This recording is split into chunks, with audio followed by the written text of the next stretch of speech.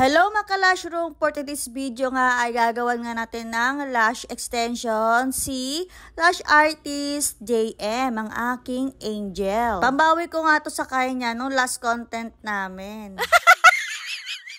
Baka sabihin nyo naman kasi na inaapi ko tong batang ito. Hindi nyo alam siya nang aapi sa amin. Anyway, balik na nga tayo sa ating ginagawa. Actually, biglaan nga yung paglalagay ko sa kanya ng eyelash extension. Pero nagtanong muna ako kung anong oras next na may client. So ayun, meron pa naman kaming 1 oras kalahati na pwede kami magbordagolan. Meron na naman kasi akong naisip na gusto kong gawin na design. So ayan, siya yung naisip kong gawan muna. Total, matagal-tagal na rin naman siyang walang lashes. Kaya nung sinabihan ko siya na gawan ko siya ng lashes, abay tuwang-tuwa, humiga agad. So sa part na to, ay gagawa na tayo ng mapping. So, ang gagawin natin sa kanya style is doll eye, which is bagay din naman sa kanyang eye shape. Dahil ang mata niya ay maliit. So, ang doll eye ay nakakalaki ng eyes, nakakaboom, at nakakabuhay. At ang ilalagay natin na size 14 ang pinakamahaba at ang pinaka-small is size 10. Lalagay na rin ako dito ng dots para sa aking mapping dahil minsan nga kapag di ako naglalagay at nag-taping method ako,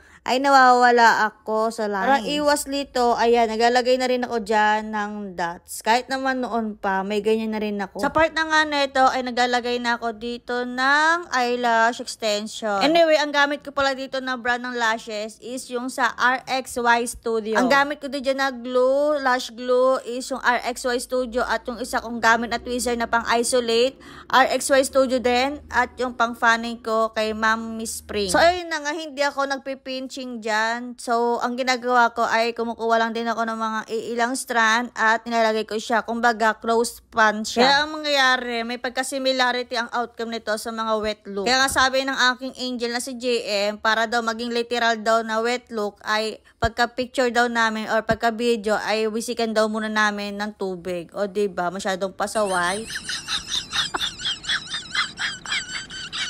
So, ayan, mas lalo ko siyang nilapit yung camera, zoom ko siya, para mas lalo ninyong makita. May mga nagpi-PM sa akin na nagtatanong paano ko mag-isolate, paano ko maglagay. So, ayan. Ang una kong ginagawa ay nag-isolate muna ako. And then, pagka-isolate ko, hindi ko tatanggalin yung tweezer na kung saan ako naka-isolate.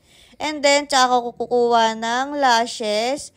At tsaka ko siya i-dip. Pagka-dip ko ng glue, ayan, ilalagay ko na siya dun sa nakaabang na natural lashes. Dahil ang gamit ko dyan na glue ay fast glue. So, dapat ay mabilis tayo maglagay or mag-attach ng extension. After 1 hour nga, ay tapos na kami. So, ayan na yung outcome niya. Kaya naglalaro na naman siya ng ganda-gandahan. Nung nakita niya ng kanyang sarili sa salamin, abay tuwang-tuwa sa result. Ano kaya pwedeng itawag sa design na to? Sa mga hindi po nakakaalam, saan po kami matatagpuan? Dito lang po kami sa Tayuman, Binangonan, Rizal. Tapat po kami ng barangay ng Tayuman.